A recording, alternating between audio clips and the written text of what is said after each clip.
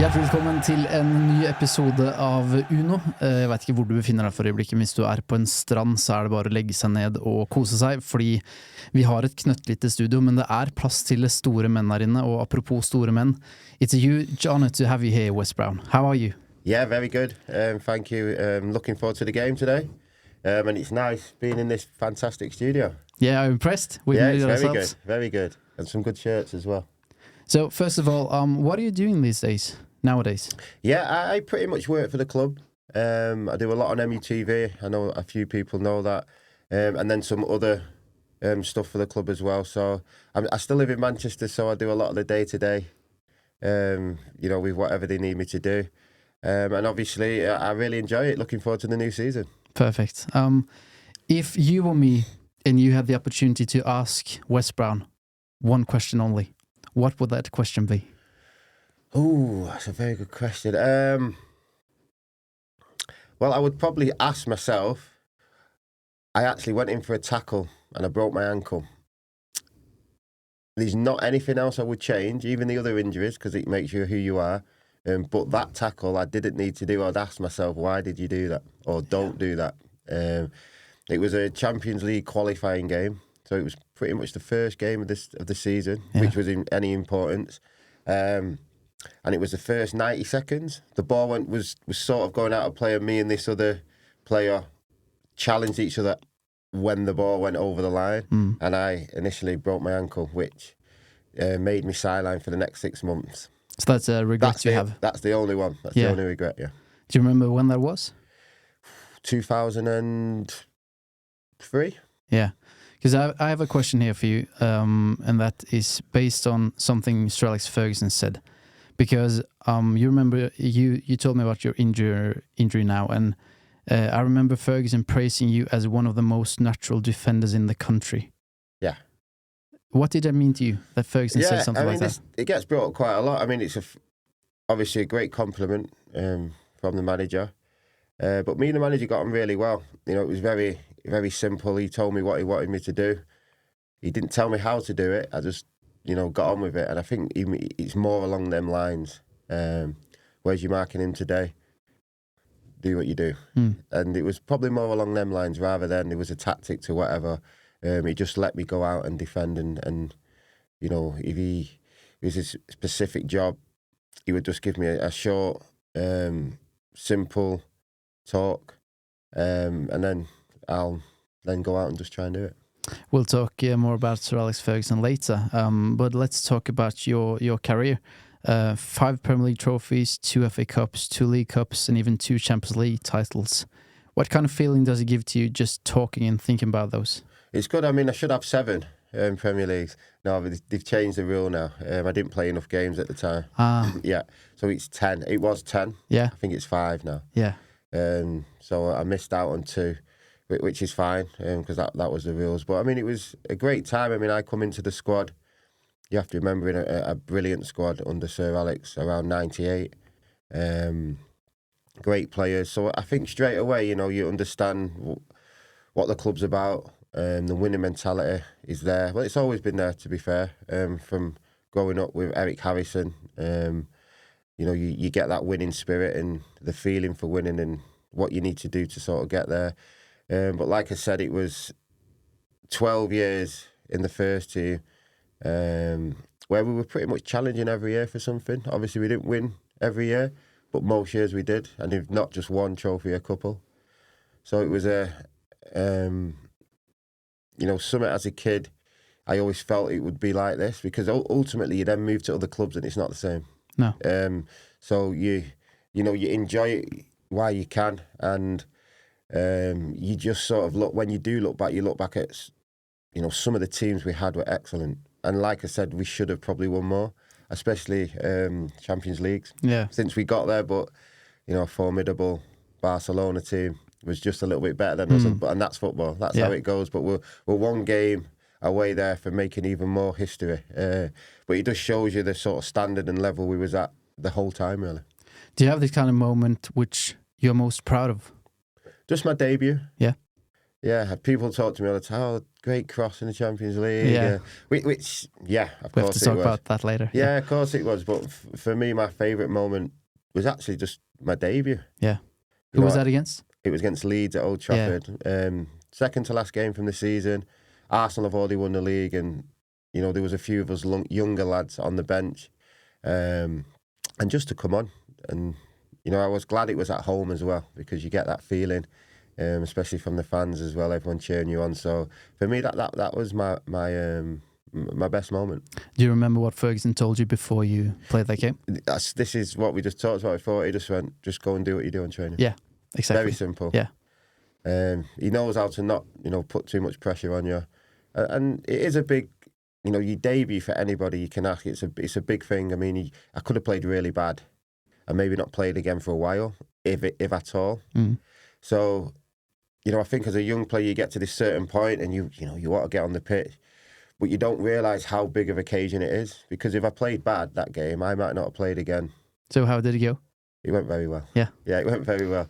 Jimmy Floyd Hasselbank was still at Leeds. I played well against him, and from pretty much the next game and then next season, obviously was the 99 season. So played quite a lot, considering it was my first season. Yeah, I remember watching those videos when I was a little boy. I remember you played against this Danish team Brøndby in the Champions League. I think it was in the group stages. Yeah, I think I set Ryan Giggs up on that one. Yeah. I think you did. Yeah, with 24 on the back, I think. That's correct. Yeah. No, actually, in the Champions League, it was 30. It was 30. Yeah, I had different numbers. Yeah, it's a good pub quiz. Yeah, so he was 30 in the Champions League and 24 in the Premier League. Yeah, I don't know. I've still asked Albert, the kit man, why that happened, and he went, I don't know. But you're 30. I said, okay, that's fine. What was your preferred shirt number? I love 24. Yeah. Why? I love 24. Well, it's my first number in the Premier League, and it got to the point where 6 was available, 5. I think it was 5 first. I'm lying. So I had 5 for a season. And then Rio said, Wes, can I have 5? I was like, yeah, no problem. Yeah. And 6 was there, so I just took 6. Yeah. It wasn't, by that stage, it wasn't even a thing. I was like, Albert, give me whatever you want. It doesn't matter. Among all the trophies you have won, which one do you rank on top? It's a tough one. It's going to have to be the first lot, which is the treble. Yeah. I know that's probably the most obvious, but that was my first season. Yeah. It's my first one of anything. So they're definitely up there with my favourite ones by far. What's your favourite moment from that season? It's obviously a long time ago now. Yeah, and again, it's probably everyone's favourite moment. It's that last 2 minutes. Yeah. Because, that game, as we know, we didn't play that well. No. But we had the mentality to keep going. And, in football, anything can happen, anything can change. So let's say 6 minutes in total was the best feeling I've ever had in football. Yeah. I can only imagine. Yeah. Let's talk about that magic night in Moscow, because you mentioned yourself the cross with your left foot to Ronaldo. Talk us through that moment. Yeah, I mean, it wasn't even a thing, like we didn't do tactics on it, but I think the manager the night before, he found out Essien was playing right back. Now, Essien's normally a midfielder, very good player, but obviously in the air, Ronaldo will win his fair few. So if the ball was on your side, whereas, just if you've got a good chance, get it in. Because Ronnie will, as we know, he's very good in the air. And my first cross, little 1-2 with Scholes in the first cross, just sort of glided one in. And everyone says, what a cross. And I will still to this day say, what a header. Because it wasn't in the 6-yard box. It was still a bit far out. But the way he made contact with it and put it in the right direction was excellent. And it got us off to a good start. Yeah. And I still think we should have probably went 2-0 up because we started that game really well. But then Chelsea got into it. Yeah, it was a brilliant attack though. Not only a good header.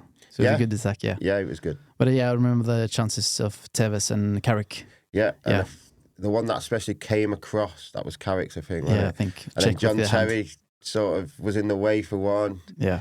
It was. We started off very well, but they were a strong group of lads who, all internationals, big. Yeah. They were never going to give up, and then obviously a little bit, a couple of mistakes. Lampard, then gets in. And then the game was pretty close then. Yeah. There wasn't loads of opportunities after that. It was, and then you go into extra time, it's raining, it's late.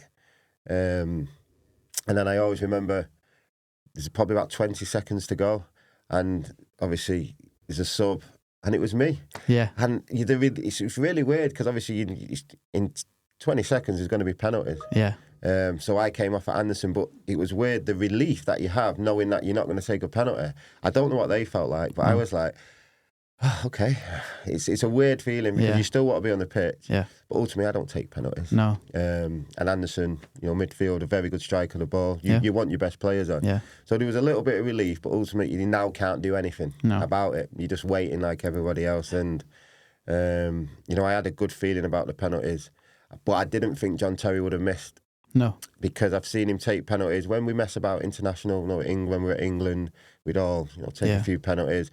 And he normally puts it in that corner, in the bottom. Pretty solid hit. Yeah. And then obviously the rest is history. So. Yeah. Tell me, that's the most dramatic way to win a football game. How is it to win that trophy in a penalty shootout? Well, it's tight because you try, I think, me personally, you try not think about anything. You still stay in the moment. What if, whatever would have done that? Because there's no point. I feel that you're putting more pressure on you. But you've worked so hard all season, and like I've said, we obviously won that game, but we've also been on the other end as well. Yeah. It's not a nice feeling, No. You get to a final and it's coming down to penalties. And we always I was used to think about it in the back of my mind. No one remembers who was second. You just see the winners on that trophy. So, it's been a hard season and we're at this point now, and, you just got to believe in scoring your penalties. But obviously when Ronaldo misses, you're not quite sure. No. You just need Edwin then to stand up, and he did. Yeah. He doesn't probably get enough credit for that. No, because when he saves the penalty from Anelka, I think Michael Carrick is staring down to the ground. What did you do?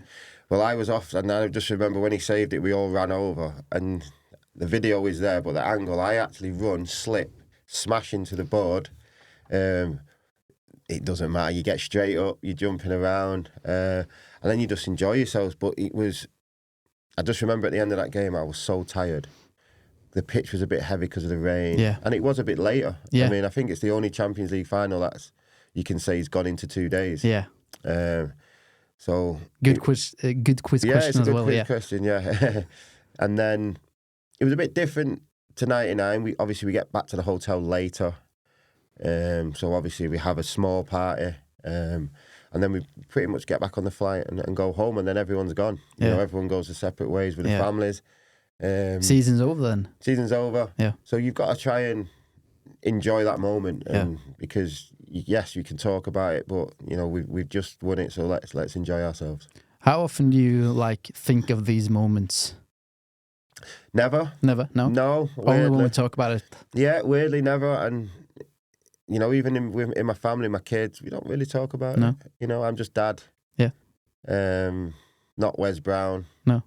Just played for Man United. So yeah, it doesn't really come up, and yeah, it's everyday life, every sort of day things in day life to me is just normal like anybody else. Yeah. How is it to be a father? Yeah, it's good. Yeah. 3 girls.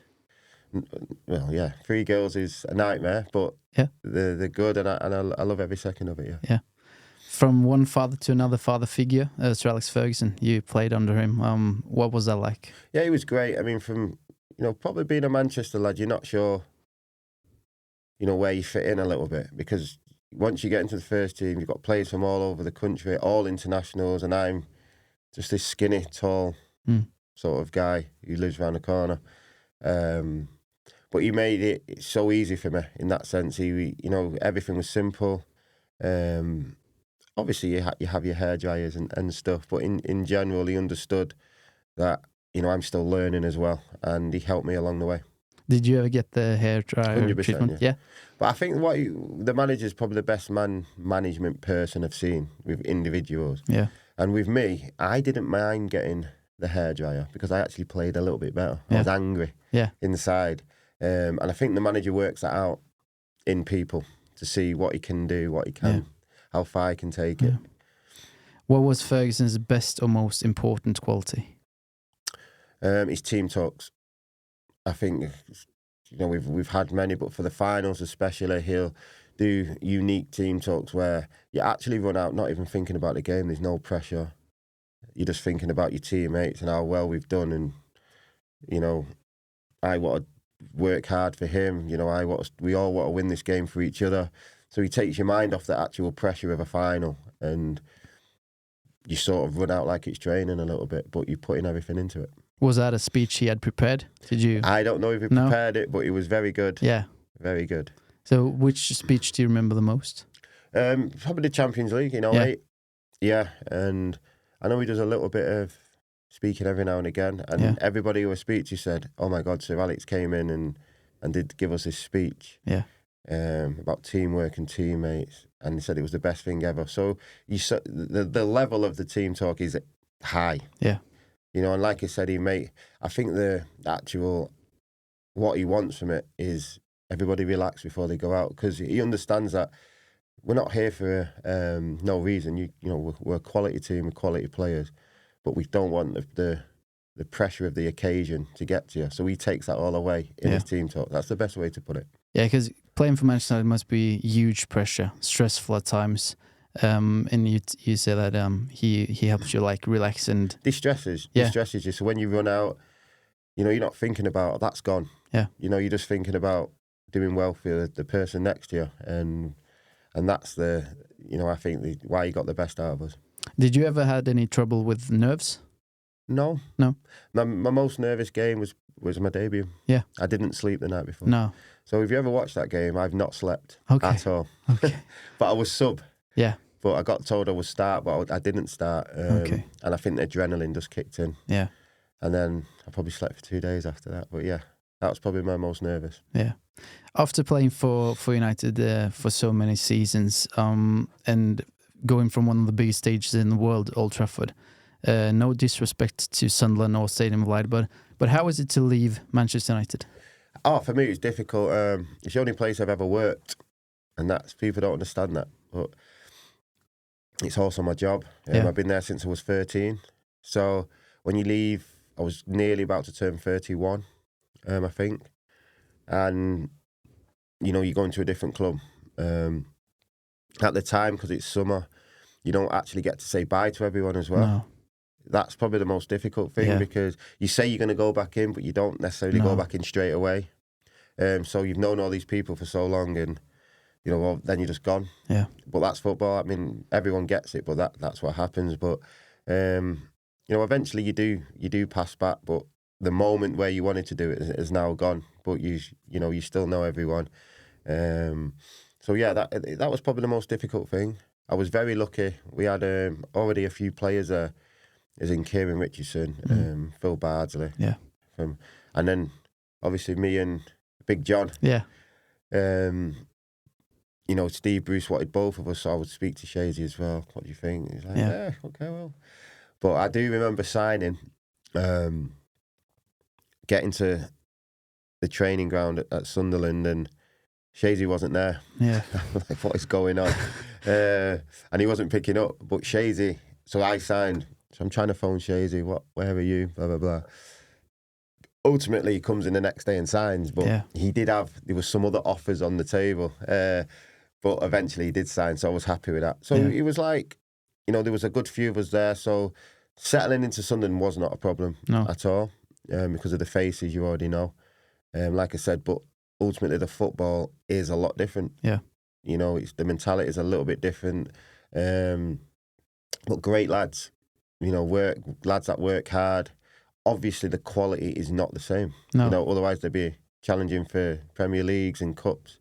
But it was a good challenge, and I'm so glad I did it, because I've now seen both sides of the sort of what other players feel, because they're battling to stay in the Premier League, and it's a difficult thing to do. Yeah, because it's totally different to what you were used to.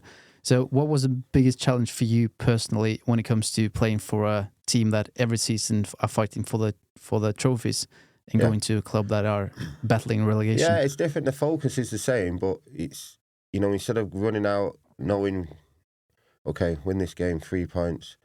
You know, we've got Arsenal just one right. We need to keep going. It's now, you know, to win a game, we have to play well every time. All 11 players have to play well. And if you ever notice the teams that are always sort of near the bottom, the problem is scoring.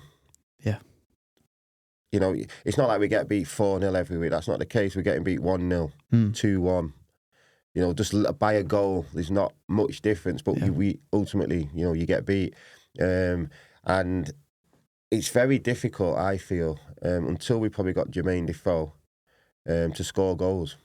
And you understand straight away that they are very, very important to, you know, any success. So once we got Jermaine Defoe, you could, you know, there was an opportunity. And don't get me wrong, you need everyone else to chip in. But that goal scorer is very important. Yeah. I can imagine that your role kind of changed a lot because you in United, you were a part of a collective that won. When you came to Sunderland, you were a winner that probably they looked up to. How did your role change? Obviously we're now. I probably was the most senior player. Alongside Shazer, but we were probably the two senior players. Along with Lee Cattermole, he was a great captain. You know, very young, but his attitude and the way he went around the pitch was excellent. So yeah, you have to, you know, change your role a little bit in the sense that now more responsibility. More responsibility. You try and set a standard. Yeah. You know, and listen, football's football. Everyone makes mistakes, but you try and keep that standard as high as possible at all times, and just do things in the right way, and hope that everybody not just watches you, but you know, tries to repeat what you're doing. A little bit of if we can go to the latest news. David De Gea. He's finished in Manchester United. What is your thoughts on the departure of our Spanish goalkeeper? Yeah, I mean, David's been absolutely excellent. And if you think about it, it's 12 years, probably the same as I was there. You know, that's how long he was there, and he's been a great player for the club. I think in football, just like myself, you know, you've got this thing how you want to, you know, maybe leave or go, and you're going on to the next chapter of your career, and it doesn't work out like that. No. Does that make sense? It just doesn't work out. Everybody, from the last game, everybody's off, like I said. You get a few phone calls, you know, this could happen, this might happen. But because you're not there around the lads, it's a little bit different. You do feel a little bit different. And sometimes then, like what's happened there to him is exactly what happened to myself. Yeah. You know, and it's not necessarily anybody's fault. No. It's timing, and you're off. You know, you're just not around the club. You're on your holidays. You're with your family, and you don't. You know, when you look back, you want to leave different. But that is football, and he has been absolutely fantastic. He's been a great servant to the club, and I don't think anybody would even question, you know, how good he's been. He's been excellent. I mean, a keeper that's, you know, I think he won 3 or 4, you know, Player of the Season awards. You know, some of the games he's been in, some of the saves he's made. But ultimately, yes, you do want it to end different. It's as simple as that. Yeah. But this is the timing, this is how it's happening, and you move on. Because it would have been great even for myself and probably Shazy to, you know, leave it in a different way. Because you just want to say bye to everyone and your teammates. But it doesn't happen like that. And I don't think it was in any vicious way at all, regardless how, you know, reporters report it. Because I've been in that same situation. It's not vicious. It's just, okay, this is happening, blah blah blah, and that's it. So it's weird because even when I'm watching it, I'm like, do you know what I mean? Because he's the longest serving player at the club at the moment. Yeah. So I think along with Phil Jones has just gone as well. I think they were pretty similar. I think they came at the same time. Yeah, maybe. And you know, you do want it to, you know, have this reception where you can say bye to everyone. Yeah. But like I said, timing, and it doesn't always happen like that. But he's been brilliant. Do you think the departures of the players should be handled like different? Well, that's what I'm trying to say. Yeah. It's different times. Yeah. I mean, David was probably on holiday when everything got sorted out. And then you sort of, looking at different things, and it just doesn't. The timing's not right. I don't think it's anything vicious, and that's probably where I think the papers get mixed up a bit. Yeah.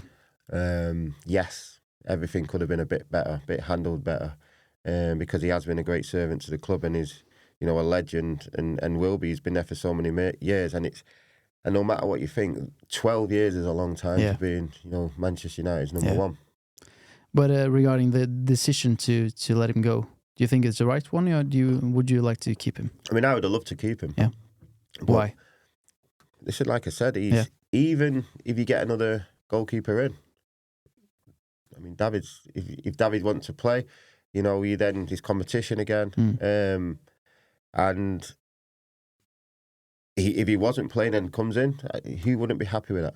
Does that make sense? Yeah. Obviously, the manager wants to go a different way, and like I said, when your football at a club does come to an end at some point, it doesn't mean your career's finished. It just means there is, the more time you can get, it is obviously better. And so I would look at it as David's had a fantastic 12 years.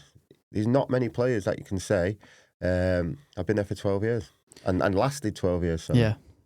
Can you give us some insight into when you left the club? Who gave you the message, and how was the message like? It wasn't like that. I remember speaking to the manager, and I could have stayed. I had a year left, but I wasn't playing as much. We had Chris Smalling and Rafa and Fabio. Two great fullbacks who were young and ready, and you just sort of know. Listen, I'm not as young anymore. I'm not as quick. I've got bad knees. Everything plays a part. So so it's not like where you're going, I can't believe I'm not playing. You understand that there's a level at Manchester United. I mean, I've been there since a kid, so I know this level. And I'm not up to that as much now because of the running, because of the knees, the wear and tear. But like I said, I got a call from the manager, and he was, we had a chat about it. And they said there's some clubs that are interested in you. I won't say who, but there was, 2 or 3. And he said, would you like to speak to him? I said, yeah, I can speak to them. That's no problem, boss. And like I said, I could have stayed. Yeah. And you want to stay, but ultimately you still want to play. Yeah, of course. Yeah. Is that a decision you regret, or? No, not at all. Not at all. I mean, no one knows what would have happened, but if I would have stayed, I wouldn't have played. I might have, if there's injuries, I might have played a little bit, but ultimately you play this for a short time, so... and it's like what I talked about before. Every great player before me has left. Yeah. And gone somewhere else. Yeah. Not everyone, sorry. Not like your Giggs is. No. But most people. Yeah. That's a normal thing to happen. It's a normal thing. Yeah. I think there's only maybe Cantona as well. Cantona, Giggs, Scholes and Nev. Just a few leave on their own terms. Yeah. Yeah. But they've played till like 36, 37 at Man United. Yeah. Completely different. Yeah. So that does happen, but ultimately everybody, moves on. Yeah, we have a few questions from our listeners. So, what do you think of the signing of Mason Mount? I like him. Yeah, I think in this, day and age, the market, I think it's a good price. I know people say he could leave for free next season, but he's an international. He's got quality, and I don't think anyone in particular played brilliant last season at Chelsea. But I think it's a position where we need to fill, and I think he brings quality. Yeah. And I'm just hoping he really enjoys his time and straight away gets into focus, because I think he'll start to realise now how big this club is. And I know he was at Chelsea, which is a big club, but this is a completely different animal. So, and Erik ten Hag so far, what do you think about the work he has done? Yeah, I think he's brought a great mindset. I mean, I feel last season, what we achieved in a way, I didn't think at the beginning of the season that would have happened. I think these things normally take time, but you got the lads into the right focus and mindset. He sort of set a law a little bit. Put his foot down on certain just little things. Didn't make a big deal of it, but. If you're late, okay, you're not playing. It's simple as that. Just these little things. And he didn't do it in a horrible way. He just said, okay, well, you need to listen, or you won't be playing. So straight away, I think that, the lads respected him and took it beyond himself to try and do what he wanted to do, how he wanted to play. And like I said, we there was some games when we were excellent and some games where we're still a little bit sloppy, you know, and that's the slight difference.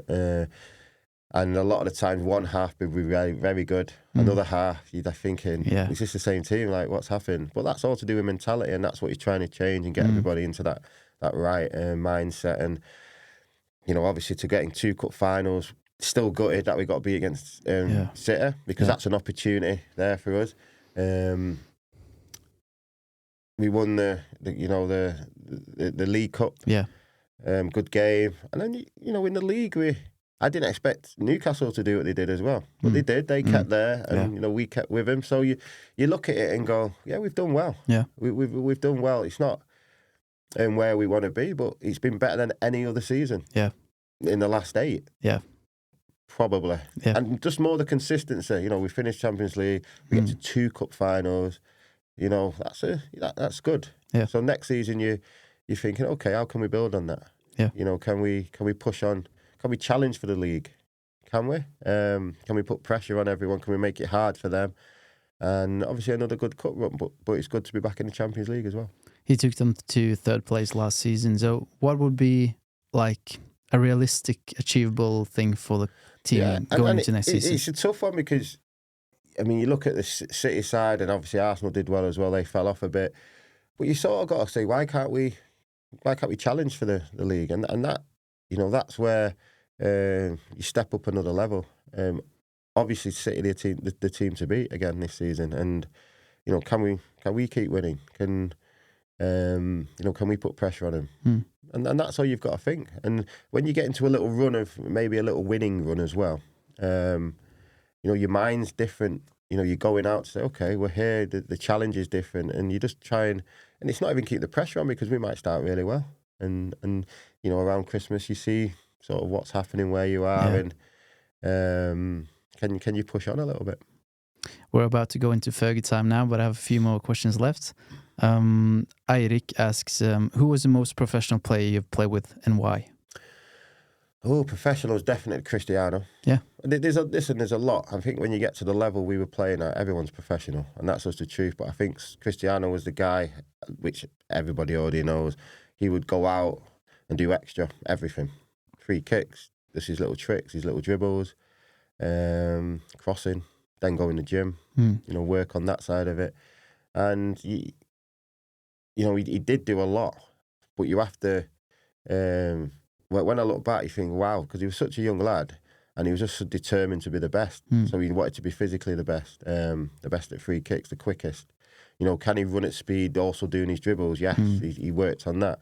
And then eventually, at the end of Man United, and when he went to Real Madrid, you can see all these things coming together, and, you know, he scored obviously so many goals. You know, that's hard work. Who was the best player you've played with? Oh, it's tough.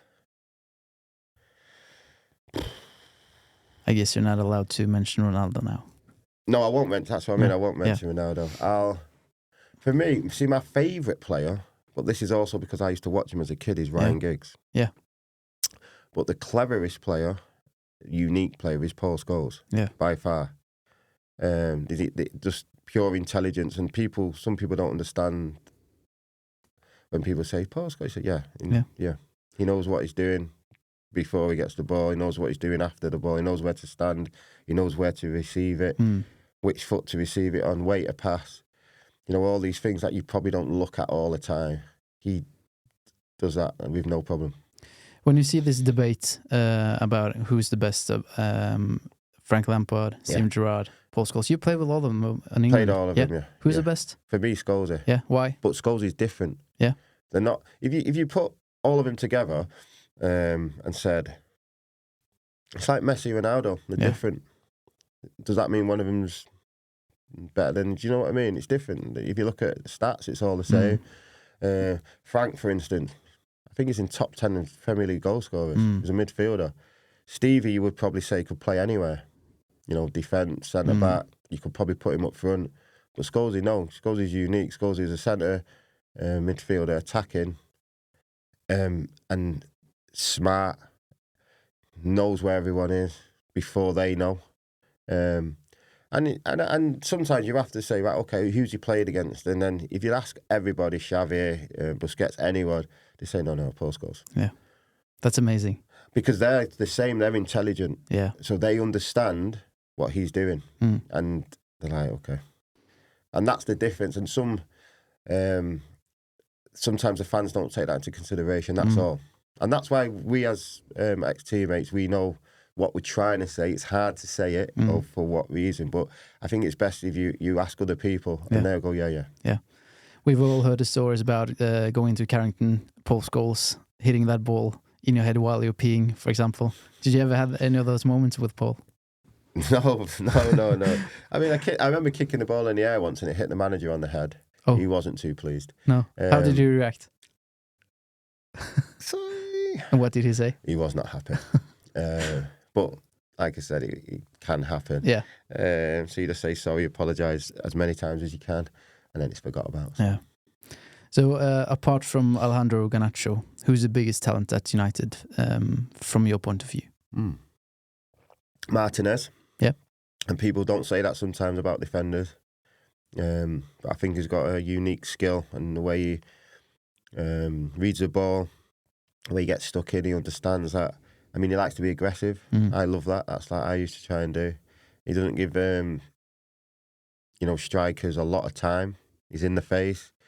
If anything, he's taking their mind off the game because he doesn't let any sort of striker have it under no pressure. He's always got pressure on, and I just love and completely think the way when he come in, he sort of changed the way we defended a little bit.